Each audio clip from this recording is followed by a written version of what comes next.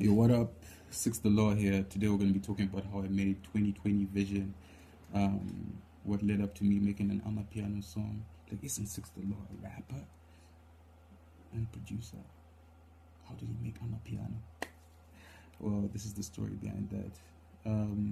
So starts off with my love of house music, and anyone who's gone out or partied with me knows that I love house music. Like, I love dancing to it. I love vibing out to it. So what happened was it was so weird. Like, it was almost like the will of the cosmos or the universe.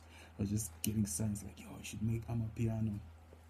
Not only because it was like the biggest genre, like this past December and all that, but then it was just like, I don't know, there was just like this pull towards Amapiano.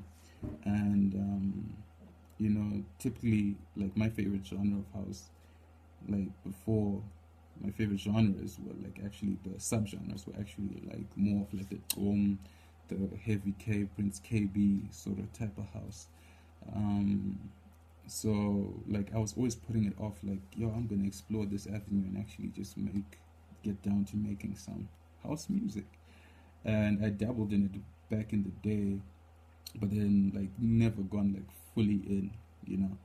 And I was just like, yo, let me just see where I can take it. Like, um, what sort of vibes? Like, what would a Sixth Law Amapiano song sound like? So I told a couple of friends, like, yo, I'm gonna make some Amapiano, and they're like, yo, do it, you know. And what happened was, like, I wasn't just gonna jump into the genre without having any prior knowledge as to like where it came from. Like, it's a culture, it's a lifestyle. It's not just like, just not this hot sound. It has like a very dope and interesting like backstory. So I came across this documentary on YouTube called Shire. Anyone who's like super interested in like Amapiano, where it came from, I recommend you to go check that out, because they talk about where it comes from, like the various neighborhoods, the producers who own the sound, the DJs who make it move, and like even stuff like the dances, like where they originated from, you know. And it includes like MFR Souls, Jazzy Disciples, Kabza the Small, you know, and a whole, a lot of DJs. And I'm just like, you know what? Um, I'm gonna explore, this sound. And because like in the documentary they actually talk about how like it was a shunned upon genre, and like it took a long time for it to like hit the mainstream. And a DJ was actually a radio DJ was actually talking about how like when guys would send in the songs, they weren't like initially necessarily mixed like well, and then but there was something unique about the sound, and it was something they created out of nothing. And I really resonated with their story, because like I'm out here grinding out doing a music thing, like, pretty much like indie, working with what I've got, putting out this music. So it's just like, yo, I resonate with their story. So it's very gonna be very organic for me to like, be part of that space and part of that culture, because I genuinely, love the music. I love the story behind it. So once that was sorted, I was like, okay, let me dive in and sit down and make Amapiano.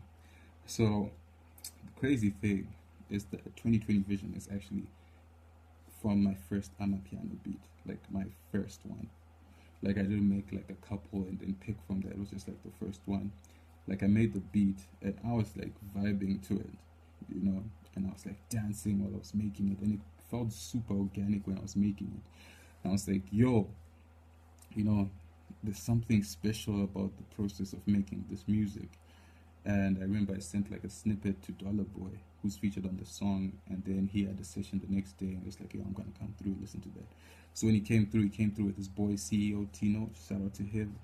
Um, and like after we did Dollar Boy session, he's like, "Okay, let's listen to that." And I played it. Then we had it on loop for like almost like an hour, and then CEO Tino is like, "Yo, you gotta make this a song. Like, it's got that December vibe, it's got that beginning of a new year vibe. The chord progression, as he described it, is reminiscent of like a Master KG type song, right? Then I'm like, okay, this is interesting. Uh, let's see what I can do. And they put like pressure. They're like, yo, you have to make this happen. And of which it was like a week or week and a half before New Year's. I'm like, okay, damn, let me see what I can make happen.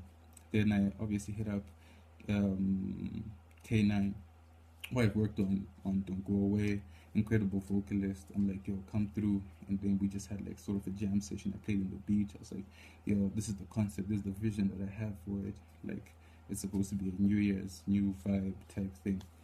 But at the same time, it's supposed to be like fun, but then we're going like, yo, we're having fun right now so that we can move in to creating like something, um, you know, that will resonate not only in the clubs, but anyone who just wants to like feel motivated and move on, they can do it. So we created, so I was like, I'm gonna write like, because I had like sort of like a hook concept, like through ups and downs I move on. So I wrote that, and then he came through with like the Ndebele parts, which is like, yo, he spent, you know, some time in Bulawayo, so Ndebele came to him like pretty well, and then he's like, okay, let's put that. So as soon as we had that, and like he sang the parts I wrote, I was like, okay, we have something. And then Dollar Boy came through, he did his thing. I think I did my verse like same day as Dollar Boy. Um, and yeah, because Dollar Boy sort of, we had a session and then he sort of like delayed a bit, and then while he was delayed, like I actually finished off my verse, recorded it, and when he came through I was like, yo, I'm done with my part, like it's all on you now. So he came through, did his thing. It was a dope vibe. Shout out to CEO Tino for adding like the whistles too, just to make it, give it that authentic vibe. And then yeah, so now I had all the raw vocals and the beat, and came the battle of mixing and mastering and making sure that this song is out before New Year's or just as the New Year starts. So I started working on that, and I think we had one more session before that where K9 came through and just beefed up some of the vocals and stuff.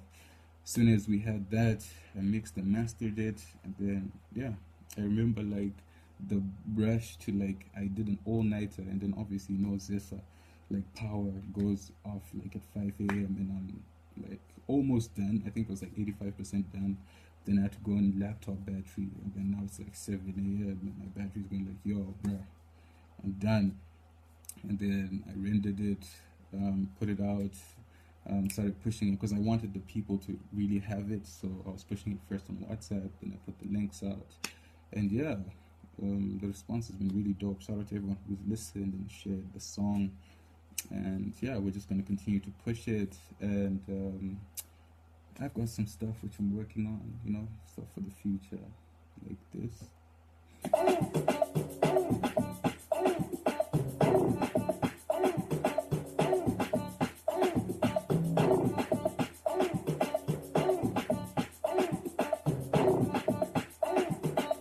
So yeah, I'm just cooking up some more bangers.